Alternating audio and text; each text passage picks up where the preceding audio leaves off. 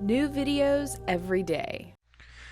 Why can't mainstream psychiatry or psychology heal bipolar disorder?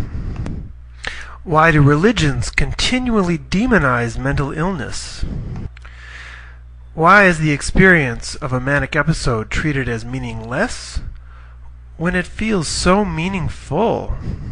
The answer to these and many other questions is quite simple, really. We are still evolving. Evolution used to be a word on the tip of everybody's tongue when we were growing into the modern world. Remember Charles Darwin and survival of the fittest and all that? And certainly it looked like, for a time there, with the advances of science, that clearly evolution was in progress, and we were certainly making material progress. There's no doubt about that.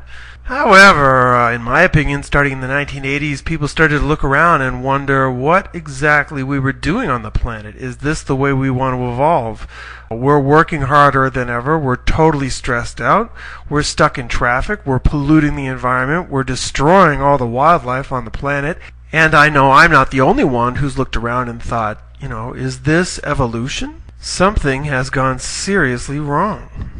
Maybe at some point in history we had made a wrong turn somehow, or maybe we should have stayed in agricultural, pre-industrial society, or maybe we should have stayed in tribal society where we were one with nature, even if we didn't know how to read.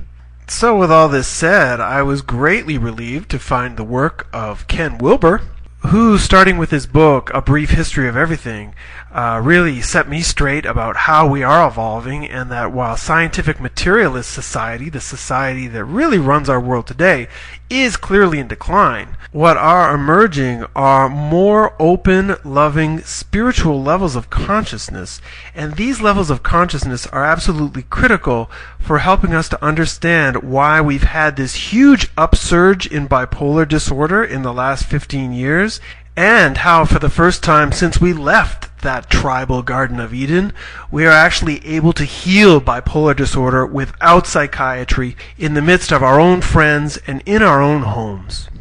So what are these so-called spiritual levels of consciousness? Well, like Ken Wilber, I prefer to borrow from the work of Dr. Clare Graves, who spent his entire career sociologically verifying the existence of these different levels of consciousness on our planet.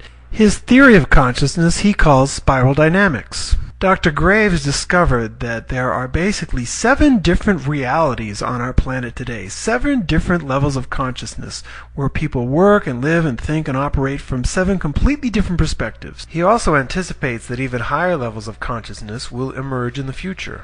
As you will see once I get into the descriptions, these levels of consciousness really function almost like a series of Russian dolls, where in the beginning of existence we started with this very limited sense of consciousness of who we are, and then at certain points in our evolution we in a sense shed the skin or shed the shell of this Russian doll in order to have a deeper, more meaningful experience of life. Now, I know some people are going to have a problem with this idea of hierarchy being here, but what you need to understand is that without hierarchy, there is no growth. Think about your own life. Are you the same person now that you were when you were 10 years old or when you were 5 years old? No, you've grown in your evolution of consciousness. And people understand that when we talk about growing up through childhood.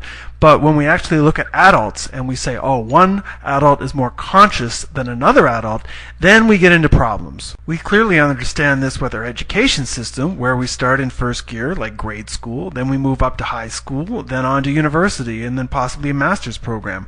A master's program, in this sense, is clearly better than grade school. So while we get this with our education system, the idea that you personally have a limited level of consciousness which needs to grow or will grow eventually, many people, or most people, will find very disturbing. Even I find it disturbing. Unfortunately, developing your own consciousness isn't always as easy as simply picking up a book.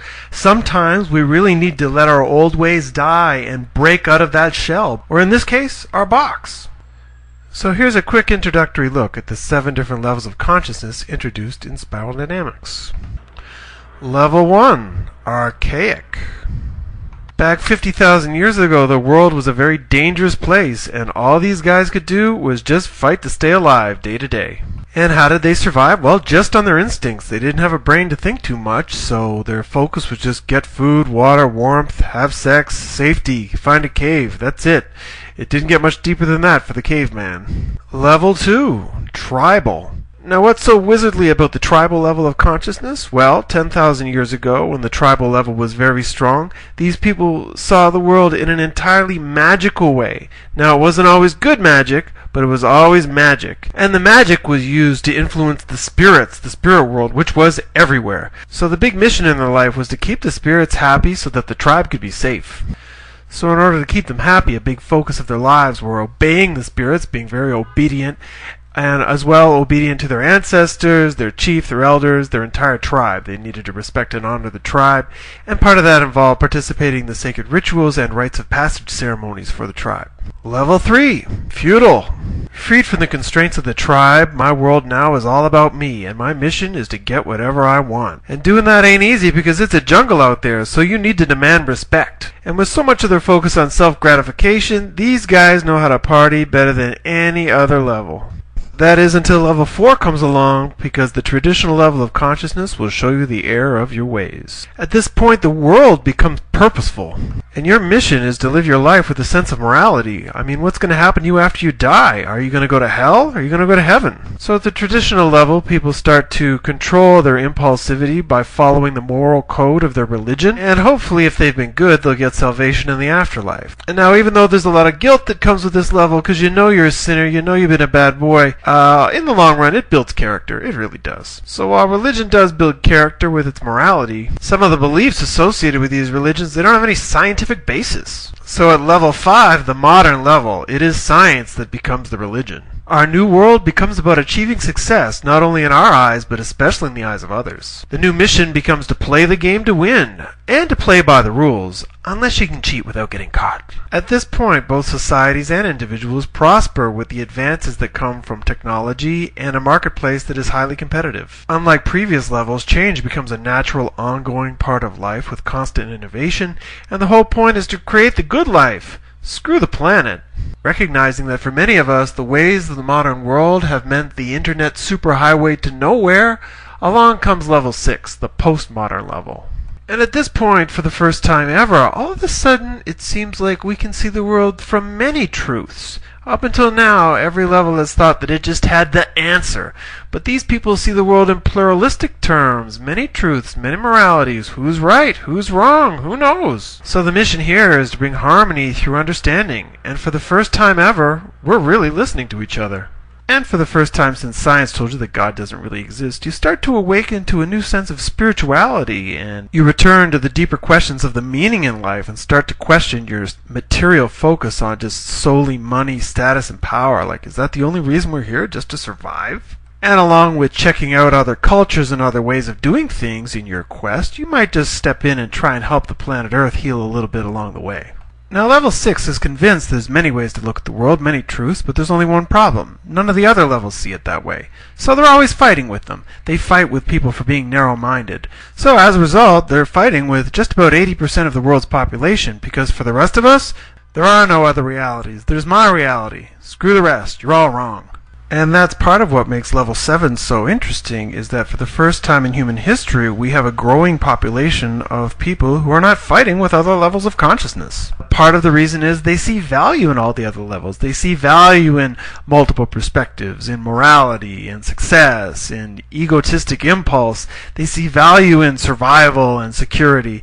Every level has its reason for being, and every level has value. So at level 7, people stop being so damn manipulative. They stop trying to force people to be what they're not. They leave people as they are, and when there's an opening for them to grow, they try and help them out. That's about it. Also, unlike the other levels, they're not so focused on trying to become something. They're not trying to do things to strive to become something better than they are. They recognize that the joy of life and success in life come from putting all of your focus and all of your energy into where you are right now. Just like Eckhart Tolle's book says, The Power of Now. So that's why I'm calling this level the Power of Now level. The world they see is one of integrated levels of consciousness where each has value, and your mission is to just be. In practical terms, this just being, means putting a lot of passionate involvement into what you're doing right now, but not with a striving attitude trying to be something you're not. This attitude brings a very flexible approach to life, so you're not thinking, okay, I need to do this in order to get this. In this way, life becomes much more spontaneous, because the focus isn't so much in worrying about what's the correct way to do things, but in simply which way is going to work best. And with a lot less worrying in your life, life becomes much more playful and creative. It's almost like you can pour everything into what you're doing, but you're not so worried about the outcomes. Okay, that's it. That's your 7 levels of consciousness. Now, in my next video in this series, I'm going to demonstrate how different levels of consciousness interpret mental illness, particularly bipolar disorder, and why people at the higher levels of consciousness are in a position where they can help support people with bipolar disorder so that they can heal.